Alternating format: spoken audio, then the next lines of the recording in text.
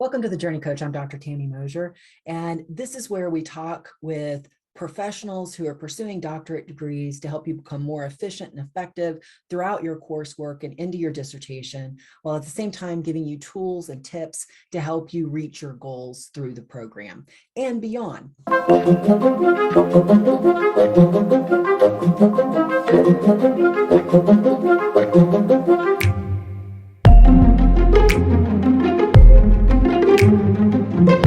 So today we're going to talk about how a doctorate works, which I often get questions about as students both begin the process and work their way through the doctorate overall.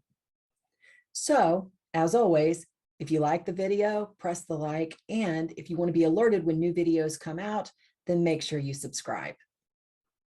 So let's talk a little bit about how a doctorate works, because questions often kind of start populating in this area as students make the decision to enter a program and even partway through the program, still unsure about what's going to happen as you move through.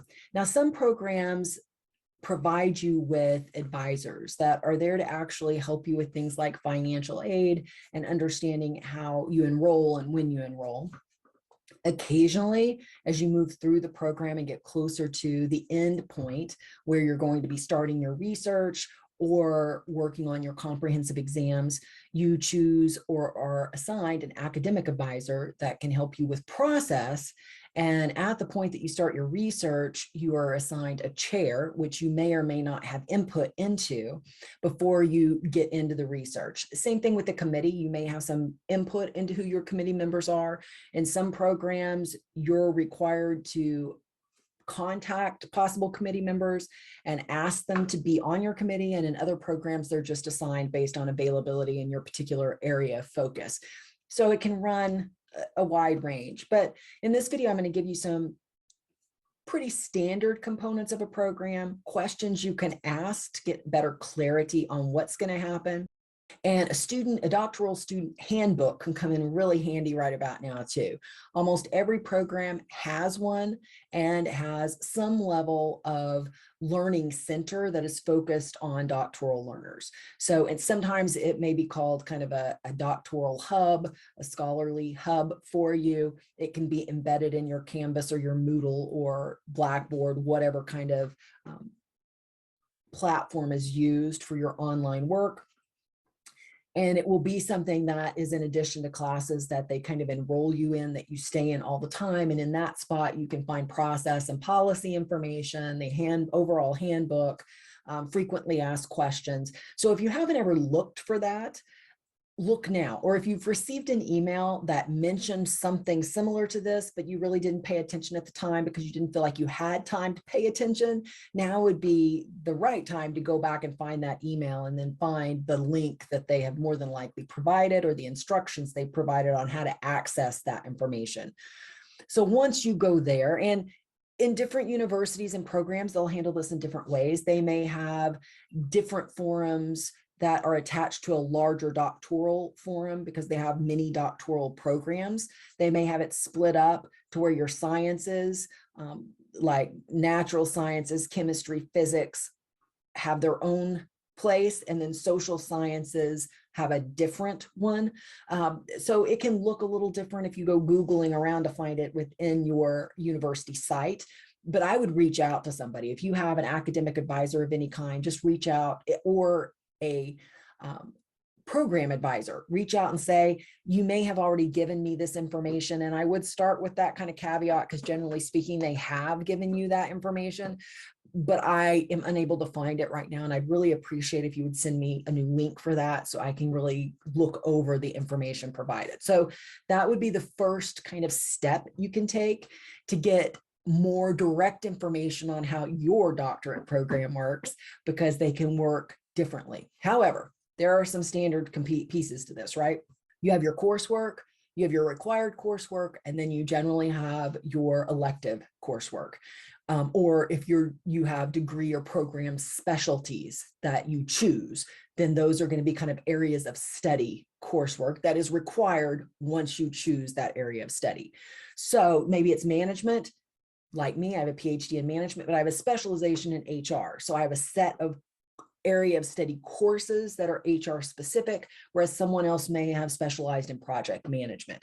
So one of the things you want to get clear on is, yes, you've chosen your primary track and degree, but do you have choices in electives, and are those electives tied to an area of study, a specialization, and that type of thing? That's important because depending on what you want to do with your degree, you want to have a clear idea of what choices you have available to you. Sometimes those courses are only offered at specific times of an academic year. So maybe they're only offered in the spring, and you need to be aware of that because you're going to want to get enrolled in a spring and at least a spring or two before you head into your research, depending on how that works. So you want to get a clear understanding of what choices you have available to you in coursework. Some programs are highly structured and there's very little choice. You're taking, the degree, the primary degree required work is very standardized. You take it one class after the other, and it's very controlled in that way. And so understanding that lets you know how that works for you. Now, in my DBH program, there was a lot of opportunity to choose electives. I chose a management specialization, but within that, I had a good number of choices on courses.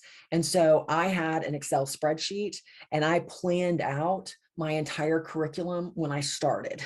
So I planned out based on when courses were offered and in what order they needed to be taken, how I was going to take the required work, and then where it made sense to plug in an elective, and then which electives I wanted to take and when they were offered. And then I started plugging those in. I really recommend that. It didn't always work how I had it planned.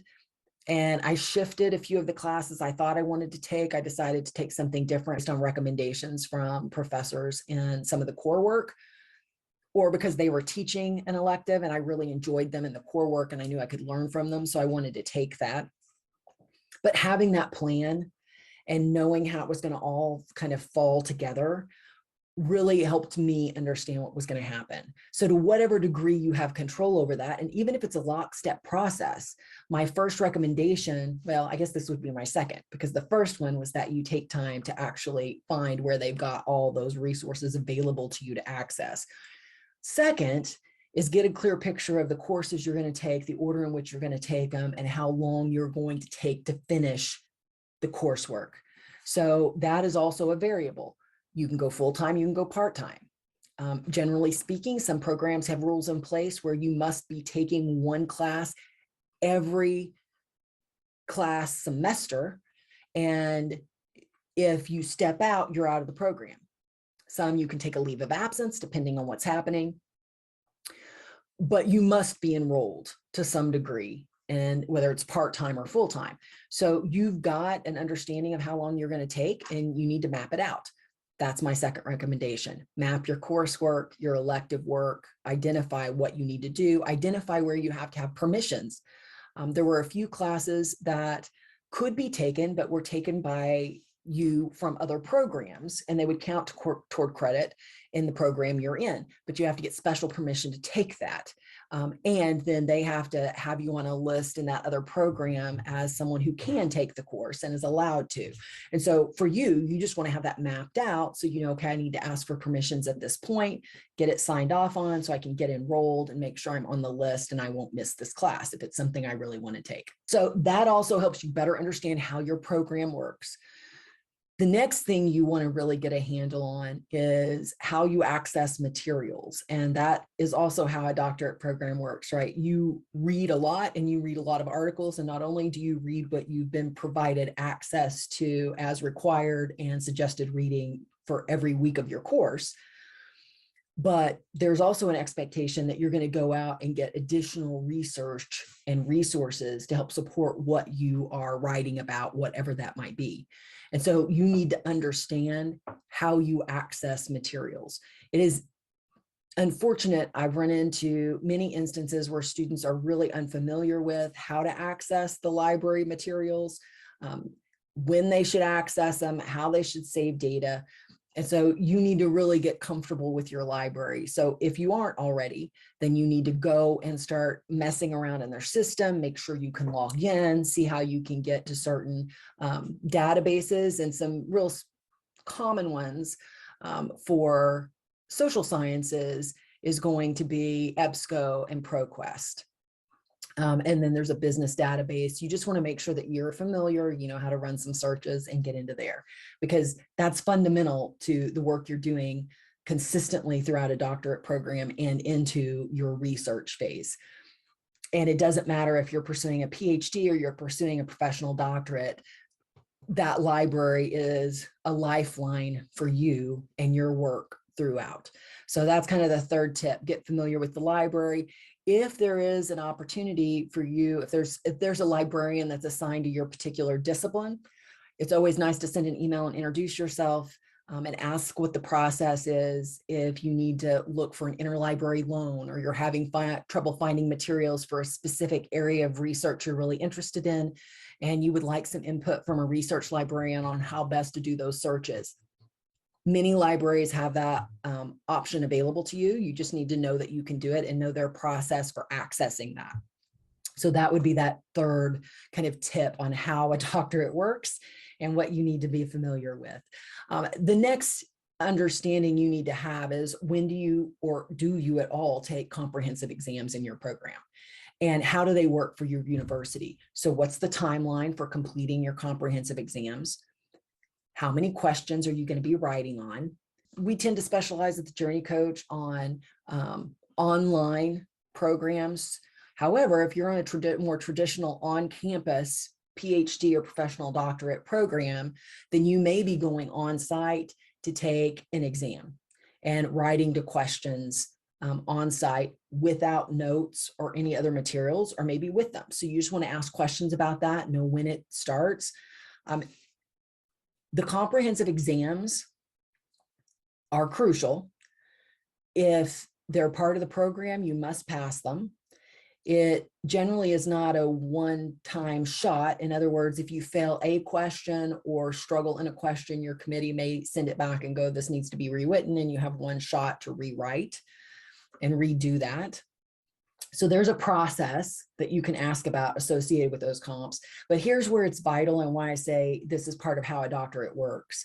In general, you can access your materials to write on those questions, and you have a certain amount of time. Any time frame from a day to, or 2 days to a week to 6 weeks. It just depends on the program and the number of questions they want you to write on.